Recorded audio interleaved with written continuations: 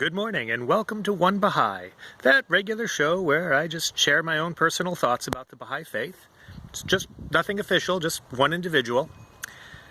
So this morning I woke up thinking about a phrase that I heard long ago. It's been said that the great discoveries in history don't come from somebody saying, aha. They come rather from someone saying, that's odd. And I find that to be true not only in the sciences, but also in religion. Now, there's a lot of things in the writings that have made me sit up and say, that's odd. I wonder why he phrased it that way. And when I explore it, I find miracles in the writings just seem to come up. One of my favorite examples is from one of the Hands of the Cause.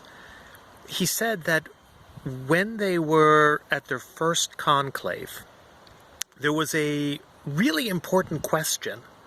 They had the authority to act on behalf of the faith, but there was nothing in the writings of the Guardian that they found that gave them the authority to take control of the funds. What was going to happen to the funds of the faith until the Universal House of Justice was established? And then one of them remembered an odd phrase in the in the Kitab-i Aqdas. It's paragraph 42. I'm going to read it to you for a minute, or just part of it. It says, endowments dedicated to charity revert to God, the revealer of signs.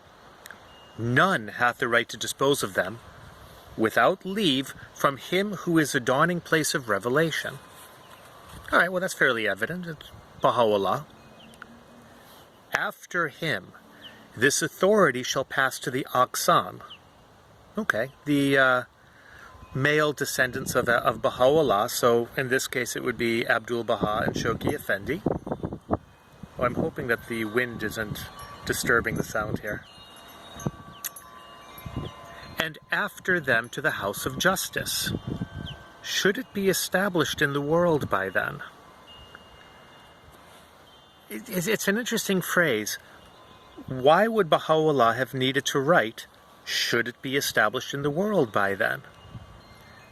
And then later on he says, otherwise the endowments shall revert to the people of Baha, who speak not except by his leave, and judge not save in accordance with what God hath decreed in this tablet. And that was the odd phrase that nobody understood. Nobody knew why it was there until that meeting of the conclave of the Hands of the Cause. Because in his last letter, he referred to the Hands of the Cause as the people of Baha who speak not except by his leave. And that was the odd little piece in the writings that gave the Hands of the Cause the authority to use the funds of the faith as they needed. I've always found that a fascinating story. It has helped raise my antenna, keeping me focused on those little pieces in the writings that make me say, that's odd. When I see that, that's when I stop, I step back, and I say, why? What little gem is hidden in there? What can I learn about this beautiful faith of ours? Well, there was a phrase that I ran across recently. The prayer that begins, many a chilled heart, oh my God. I'll reference it in the links here. In that prayer, there is a phrase that has struck me as, odd.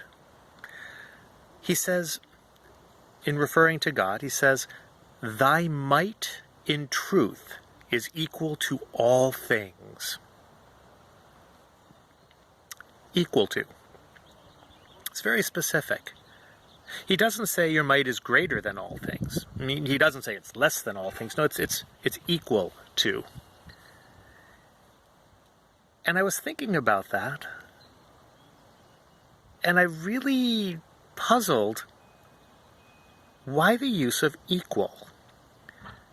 But then I was thinking about it some more, and I realized, what is equal? What are the two sides of this equals equation? On the one side, you have the might of God. On the other hand, you have all created things. Well, all things. So on one side you have energy, might. On the other side you have matter, all things. And I realized that just a few decades after Baha'u'llah wrote this, that statement was proven true by Albert Einstein.